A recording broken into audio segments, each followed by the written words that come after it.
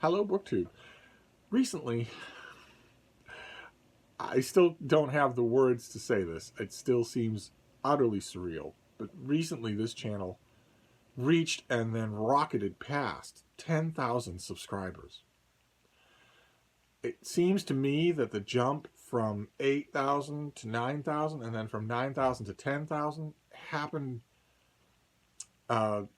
asymptotically fast. I don't understand the speed of it. At the beginning of 2021, I had kind of sort of reconciled myself through just a slow accretion upwards. I'd kind of sort of reckoned myself to the fact that sooner or later, in 2022 or 2023, this channel would reach 10,000 subscribers, which seems surreal to me.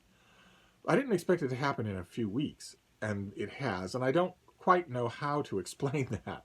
Ordinarily, as I've mentioned to a few of you on this subject, ordinarily the way that happens, the way a YouTube channel or a BookTube channel experiences a sudden growth like this is if they are shouted out by a larger channel in their community. But as some of you have been around long enough to remember, most of the larger channels in our community think I'm Satan. So they won't be shouting me out. They haven't bothered to look at any of my videos. They have no idea what kind of a person I am. They have no idea whether or not maybe they're judging me wrong, and they don't want to know. It's 5 years and they don't want to know. So that isn't how it happened.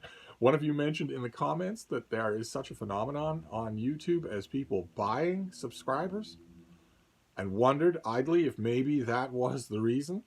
I can't imagine anyone doing that, especially not without telling me. And I also can't imagine, just in a broader sense, why YouTube would allow that to happen. The person who left the comment said there are numerous sites where you can go and buy subscribers. I think they also mentioned you could buy likes. I, needless to say, wouldn't know how to do that. I spend my money on books, not things that I actively don't want. But one way or another, whatever the explanation is, a couple of you have also floated explanations that the sheer freakish number of videos, we are inside of 100 videos of 4,000, that might have done it, or that the algorithm might just be noticing this kind of persistence, this kind of freakish persistence over so much time, and pushing it in front of more people. I don't see any of those as likely explanations, because even if the algorithm pushes this channel in front of more people, they're still going to see this. They're still going to see a scrofulous old coot with the same background every day, nattering on about books that they haven't read.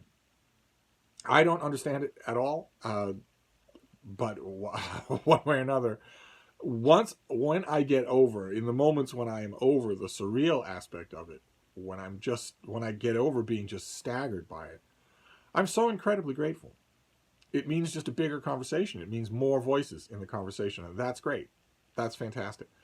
I'm sometimes a bit deprived of those more voices because quite a few of you are lurkers, as I know, because you will sometimes pop up in the comments field or in my email and say, "Hi, I'm a lurker, like your channel, going back to lurking." Well, that's not how it's supposed to work.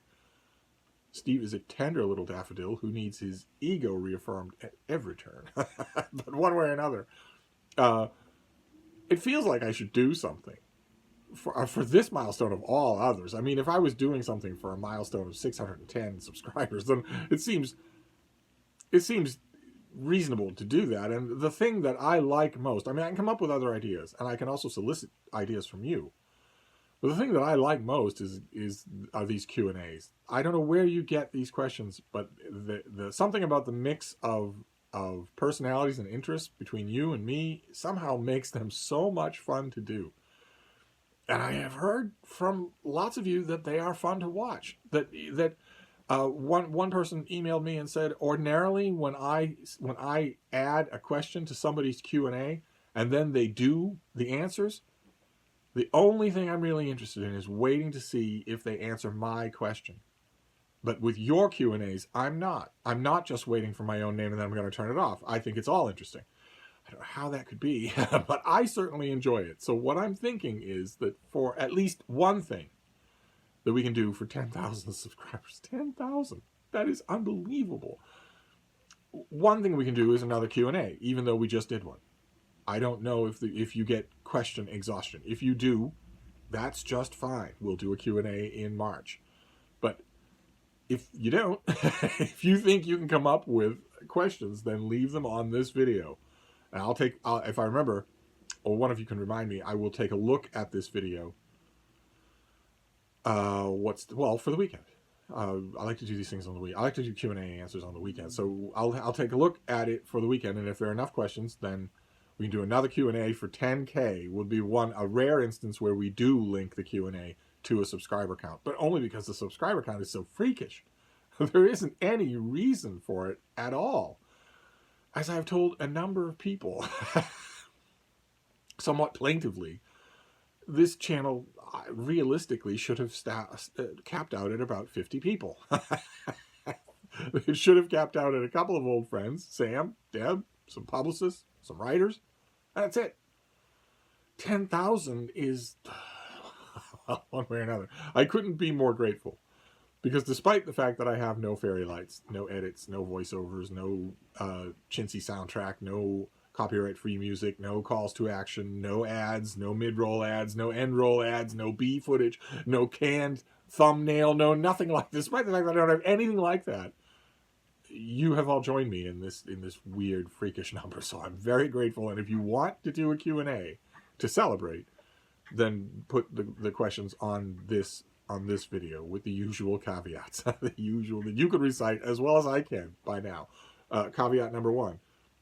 I leave my email in every video, and invariably when I call for Q&As, somebody will email me their questions and say, this is so much fun. And I agree, it is a lot of fun. But if you think I'm going to remember to copy and paste your questions over to the document that I eventually make of Q&As days from now, you are mistaken. I get 300 and something emails a day. With all the best intentions in the world, I am not going to remember. So that's caveat number 1. If you want to ask a question, ask it in the comments field of this video. And caveat number 2, brevity is the soul of wit, right? If your question is in multi-parts or several thousand words long, it's going to be dispiriting. It's going to throw a wet blanket on the proceedings. And caveat number 3, which I hardly need at all, is gotcha questions, which are a waste of your time and a waste of mine. But it's been so long since I even got something that even could be construed as one that I don't think that caveat's necessary anymore. But anyway, that is this video. It is to thank you from the bottom of my heart. I don't know what explains this. I was perfectly okay and humble thanking you from the bottom of my heart for 4,000 subscribers, but this is freakish. There is no explanation for this. I'm just going to let it go. I'm not going to dwell on it. I'm just going to let it go, and I want to thank you. So if you have questions, leave them here, and I'm going to wrap this up. But I have other things to talk about, so I'll be back. Thank you, BookTube.